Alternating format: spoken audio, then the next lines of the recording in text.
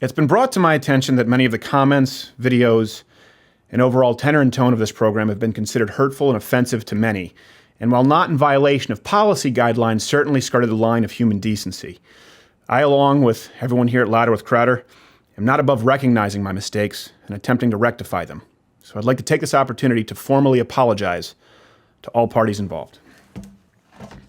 Firstly, my heartfelt apologies to practicing socialists offended by the Che Guevara Socialism is for Figs t-shirt. I know that we should fight bad ideas with good ideas and respectfully debate the merits, virtues, and shortcomings of socialism, as opposed to merely mocking it with a hysterical t-shirt available at louderwithcrowdershop.com. Also, my apologies to the Nabisco Corporation and their Fig Newton subsidiary. I would also like to apologize to Drake, the rapper, for referring to him as a, quote, buttersoft bitch, and claiming that his only redeeming quality as a performer was when he was shot into permanent paralysis on Degrassi. I'd also like to apologize to Justice Ruth Bader Ginsburg for implying that she's long been deceased. And even though I don't have verifiable proof to the contrary, I do realize my observations were conducted in poor taste and ill-timed. I also apologize for Pantelis's remarks implying that she looks like a cartoon snail librarian. To UFC heavyweight champion Daniel Cormier, I'm sorry for describing your fighting style as that of a, quote, hairless baby filled with hate. Daniel Cormier, I'm sorry. I'd also like to retract my comment about Representative Dan Crenshaw, implying that his mugshot would, quote, resemble that of an angry pirate shift manager in a Brooks Brothers catalog store, and that it would be, quote, the stuff of children's nightmares. To my dear friend and esteemed colleague Ben Shapiro, I sincerely apologize for implying that you're a greedy shekel hoarder. Words matter. And while I swear I meant greedy in a good way, I see now how it might have been misconstrued. Ben Shapiro, I'm sorry. While discussing my good friend and esteemed colleague Ben, I'd also like to apologize for implying that his tumblers spread cancer. Even though there's a distinct possibility that they do spread cancer, the science has yet to be conclusively settled. And until it is, I should be more respectful of the number 2 drinking vessel in conservatism. I apologize. Also, an apology to the Jewish community at large for wrongly pointing out that while they've achieved great success in the realm of medicine, finance, and technology, God's chosen people have yet to present a viable athlete with a vertical jumping capability greater than that of a 4th grade child. Jews, we're sorry. Also, I apologize to the Palestinian people for stating that they were a, quote, backwards people from an imaginary country that never really existed because none of the Muslims wanted you. Palestine, I'm sorry. I apologize to General Motors for stating that their cars were unreliable rattle boxes and that I, quote, wouldn't drive a Chevy Volt if I needed to get to the emergency room and my dick was on fire. GM, I'm sorry. Apologies to the Sicilian community for, in poor taste, stating that while they were technically Italian, if they examined their family tree closely enough, there was a strong likelihood that they'd, quote, find a black man hiding behind their woodshed somewhere. I'd like to issue an apology to Tess Holliday for incorrectly implying that her blood type was biologically comparable to that of pudding. She is both brave and beautiful, and I should have done more to celebrate that. Also, an apology to the Jell-O Pudding Corporation for associating their product with Tess Holliday. Finally, apologies to aquatic mammals for comparing them to Tess Holliday as well. Speaking of our aquatic mammalian community, I would like to apologize to Amy Schumer, whom I've implied to be grossly overweight, dangerously promiscuous, and reprehensibly unfunny. We should remember her when she was at her best, at a point where she was funny. I'd like to formally apologize to Vice President Joe Biden for stating that he is, quote, the kind of guy who would have his bachelor party hosted at a Chuck E. Cheese. I would also like to apologize for a poorly timed and distasteful Biden grab-ass SpongeBob cartoon parody. Also, apologies to Nick at Night. To my half-Asian lawyer, Bill Richmond, I would like to apologize for the insinuation that his billable hours exceed those actually worked, as well as accusing him of covering Hopper and dry rub in preparation for Mongolian fusion barbecue. Half-Asian Bill, I'm sorry. I'd like to ask for forgiveness from the Hodge twins for comparing them to, quote, the crisscross guys all grown up on Anavar. My deepest apologies to Canadian Prime Minister Justin Trudeau for comparing him to a glistening vagina. Even when we disagree, we should be more mindful of our world leaders and the great burden they carry on their lips. Also, I apologize to vaginas everywhere for comparing them wrongfully to Justin Trudeau. Vaginas serve a viable, useful, and pleasant purpose, And seeing as I do not have one, I now understand that I am not entitled to an opinion on their goings-on. Finally, I would like to apologize to the city of Quebec for this mustache. I'm sorry to Dave Rubin for insensitively pointing out that he is, quote, the most boring domesticated gay man since Rock Hudson played doctor with Gomer Pyle. And to my employee, colleague, and my dear friend Brodigan, I apologize for insinuating that even though I would love him just the same, his uncomfortable enthusiasm for both Taylor Swift and the Pitch Perfect franchise led me to believe that he was a blatant practicing homosexual, or at the very least, a little bi. Brodigan, I'm sorry. I'd like to formally apologize to the Bob Ross estate for tarnishing his legacy with portrayal of Muhammad's likeness, subsequently painting it in period blood, and finally, painting his legal team as eating from a corn-infested pile of fecal matter alongside the holiest of prophets, Muhammad, peace be upon him. I apologize to the Drag Queen Storytime for trampling on what was solely intended to be an educational and family-friendly experience at the Houston Public Library with sex offenders. I'd like to take a moment to apologize to Planned Parenthood for equating their sales tactics with that of a used car salesman with our installments Crazy Pete's Abortion Barn, both 1 and 2, along with Crazy Pete's Embryonic Stem Cell Emporium. I'd also like to apologize to used car salesmen everywhere who work hard and form the backbone of this society's working class. They did nothing to invite this unwarranted comparison. Also, a second apology to Planned Parenthood is in order for deceiving them into the false notion that Stephanie Crowder was indeed a real pregnant trans woman. I would also like to apologize to the woman whose pregnant urine was used in said video, illicitly obtained on a Craigslist advertisement, and not being forthright with the urine's intended purpose. Speaking of Stephanie, I'd like to formally apologize to State Senator Wendy Davis for deceiving her into believing that Stephanie was an actual transgender woman attending the Austin Women's March. Miss Davis had a promising political career before being interviewed by Stephanie, and I regret the subsequent derailing as a result of such a convincing portrayal. I'd also like to take this chance to make amends with Planet Fitness. I'm sorry that you too were convinced by my dishonest portrayal and for setting off your lunk alarm no less than 18 times. I'd like to apologize to Lena Dunham for the constant comparisons to her physical appearance and that of Shamu. I have since retroactively directed all of my staff to remove all pictures of Lena Dunham in their entirety from our archives. To Bruce Lee and his fans, I would like to apologize for insinuating that Bruce Lee was an overrated 135-pound weakling bereft of any fighting ability with no actual combat record whatsoever. Bruce and fans, I apologize.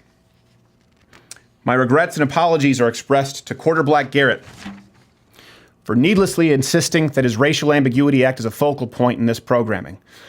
Quarter Black Garrett works tirelessly both behind and in front of the cameras, and his lifelong inability to find acceptance among the black or white communities of America is far more painful than any mockery I could serve him as punishment. I understand that now.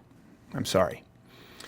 My apologies to the Motor City madman, Ted Nugent, for my statement that his skin resembles and smells like that of bison jerky. It was originally intended as a compliment, I'd like to clarify, but I now understand why he might have taken offense.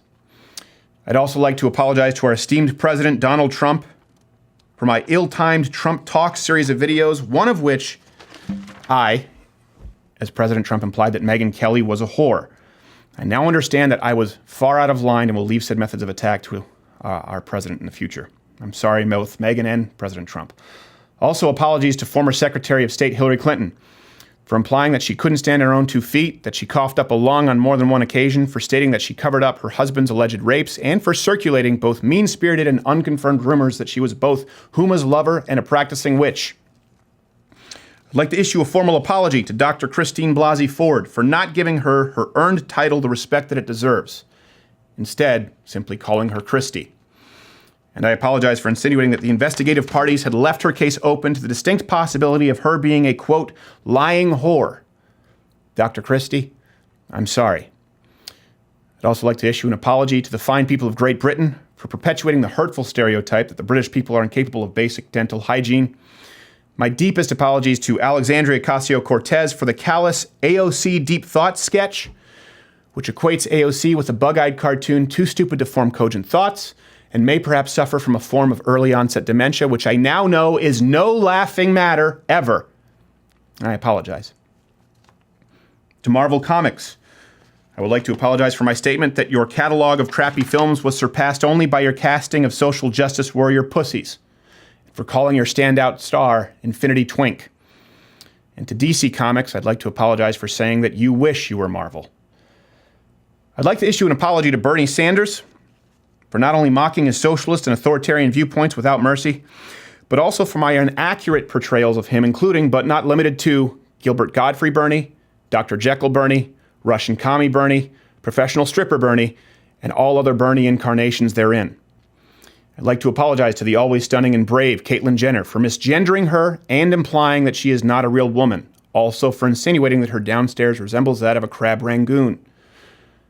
Also, I sincerely apologize for mocking the Women's March as, quote, just another excuse for HR to take a day off work. My deepest regrets to the Yorkshire Terriers and the Yorkie enthusiast community for implying that they are not real dogs and, quote, make good soup. Also, I apologize again to the Asian community for insisting that many of them eat dogs. I should be more mindful and tolerant of others' culture and culinary customs. I'm sorry to Brett Baer for insinuating that his hairline was so low that I couldn't, quote, tell where his eyebrows ended and forehead begins. I apologize to noted hip-hop star MC Bulletproof for, within 24 hours of his untimely death, stating in jest that, quote, apparently God sided with his notorious rival MC Armor-Piercing Bullets. I now see that it was both ill-timed and performed in poor taste. I'm sorry to my good friend Andrew Clavin for my statements regarding my requirement in wearing, quote, solar eclipse glasses just to look in the general direction of his gleaming bald skull, and subsequently following it up with the implication that, quote, he would make a great Captain America villain. In 2014, a joke appeared in this program, which was written as follows. If an angry feminist is raped in a forest with no one near to hear, is she still heinously unattractive? I'd like to apologize for that joke to the victims of sexual assault, as well as the Japanese people and vibrant culture of the haiku community for both our appropriation and our insensitivity. I'd also like to apologize to BuzzFeed for saying that they were staffed by, quote, failed English majors with multiple Pokemon tattoos that belonged to a secret buzz-cutted lesbian motorcycle chain gang. BuzzFeed, I'm sorry. I'd also like to say that I'm sorry to Brian Stelter for implying that he resembled Barney from The Simpsons if he were on an episode of Queer Eye. Also for our writer Pantelis' observation that, quote, for a talking penis, he lacks charisma. Apologies to John Kasich for describing him as an annoying wiener and the kind of guy who would show up uninvited to a party with a warm case of Zima, as well as implying that his hair, quote, resembled that of a newly birthed baby bird in a BP oil spill. Sticking with the 2016 primary, an apology to Carly Fiorina for, in our cartoon debate, allowing John Kasich's character to imply that her womb was barren. I need to issue an apology. I now realize this was offensive to the barren womb community and that Miss Fiorina is, of course, not amongst them. Also, to Dr. Ben Carson, I apologize for implying that he, quote, sounded like a Jim Henson character who required the gain be turned up on his Log of the Lear microphone. I also apologize to Senator Rand Paul for comparing his haircut to, quote, those little bristles on a toilet brush in our company green room restroom. Senator Rand Paul, I'm sorry. I humbly apologize to feminist scholar Naomi Wolf for insinuating that I apologize to feminist scholar Naomi Wolf. She deserves a right apology. For insinuating that a true strong feminist would, when appearing on a national broadcast, quote, at least have the foresight to charge her phone. Apologies to the uncircumcised community at large for implying that their members look like a, quote, Chinese finger trap, or one of those, quote, toy silicone bags you would buy at the local Dollar Tree which constantly slips out of your hands. To Johnny Mathis, I apologize for stating that while he is immensely talented, that due to his setting of high school record track meets, he was, quote, the worst kind of queer because you could never outrun him. I apologize to Don Lemon as well for implying that he looks like a dead Johnny Mathis and is aging faster than a podling from the Dark Crystal. I apologize to the Young Turks for the following. Anna Kasparian for showing both a before and after picture of your rhinoplasty surgery and for calling you a race traitor for sitting alongside an Armenian genocide denier all these years. To the homosexual buzz-catted gentleman, I apologize for never having learned your proper name. I would also like to apologize to Cenk Uygur for crashing his South by Southwest panel as Cenk Uygur. To the immigrant community, I would like to apologize for the implication that illegally entering this country is a recognized crime, by definition, making one a criminal. I would also like to apologize to the Latin Kings, MS-13, as well as the Bloods and the Crips for insisting that they were violent gangs and closeted homosexuals, when in fact they have served as protectors and pillars of their community for decades past and hopefully yet to come. I'd like to issue an apology to Tom Jones for stating that on his early television program, his pants were so tight that it, quote, looked like he was attempting to smuggle a deformed hallucinogenic mushroom. I apologize to the Hells Angels for claiming that I, quote, couldn't pick them out from a lineup full of Folsom Street f***s. To Jussie Smollett for our segment of What a Piece of Shit, Jussie Smollett edition, which now is hovering over 1.9 million views. I hope it never hits 2 million. The link is in the description. Mr. Smollett, I'm sorry. I apologize to Nathan Phillips for implying that he looked like a toothless meth head and denigrating the rich Native American tradition of self-discovery by referring to it as a, quote, methamphetamine quest. I also apologize to the good people of Harley-Davidson for referring to their bikes as, quote, overpriced penis compensation devices that spend more time in the garage than they ever do between the legs of the closeted share fan who was stupid enough to purchase it. Harley purchasers and riders, I'm sorry. I would also like to apologize to Bill O'Reilly for including him in no less than 21 photoshops, which either directly affirmed or indirectly insinuated the now known to be completely baseless allegations of his sexual misconduct. And to Eric Bolling, I apologize for including him in no less than 14 of said photoshops, insinuating him as an accomplice. When asked to remove these photoshops, I'd like to apologize for hastily and lazily pasting over the clear Eric Bolling photograph with Kevin Spacey's face, while subsequently including his image as hidden Easter eggs for photoshops in the months to come. I apologize to the people of Detroit for denigrating the city's policies, architecture, infrastructure, citizens, and culture with relentless regularity and vigor. Not only going so far as to shoot multiple videos there, but even going so far as to campaign for them to be annexed to Canada and relieve America of the greatest metropolitan stain in our nation's history. I would also like to apologize to the country of Canada for subsequently and actively lobbying that we bomb them. War is never something of which we should make light. Also, apologies to the Canadian military for implying that their Air Force consisted of, quote, nothing more than a single propeller plane with a .22 rifle, and belittling the great contributions made to liberating the world of tyranny through their notable peacekeeping service. I apologize to the country of India in its entirety for keeping a proverbial eye on it. Shit in the streets should not be a litmus test of whether your country is to be considered among the developed world. While on the subject, I'd like to apologize to California for the same reason.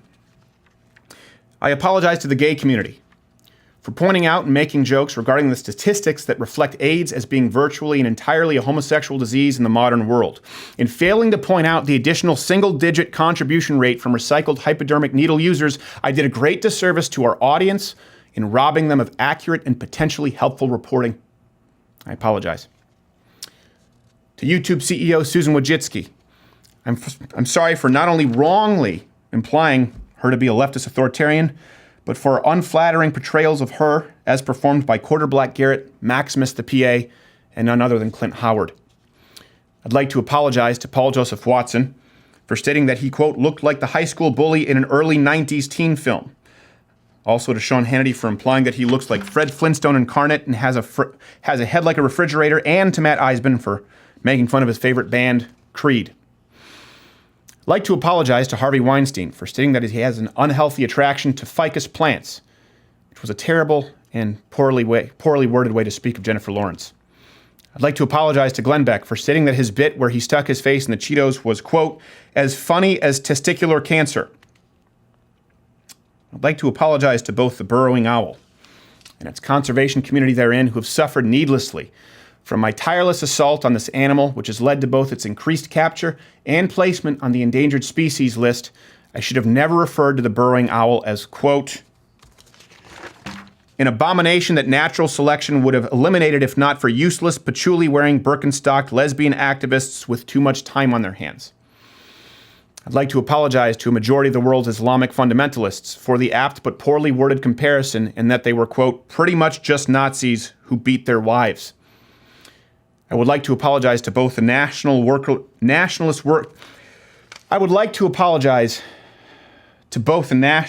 Socialist Workers' Party of Germany as well as the Organization of Breastfeeding Mothers of Germany for my unflattering and historically inaccurate portrayal of tranny breastfeeding Adolf Hitler. While it was not my intended goal, I now realize that my portrayal has led only to the increased stigmatization of public breastfeeding as well as the Nazi Party. Finally, I would like to apologize for the use of all of the following racially, sexually, and generally prejudicially charged pejorative nouns and or adjectives that have been used on this program. Homo, colored, f***, wop, mick, gay, spook, scat, queer, zed, d***o, no, fuck, to rear admiral, buzz-cutted lesbian chain gang,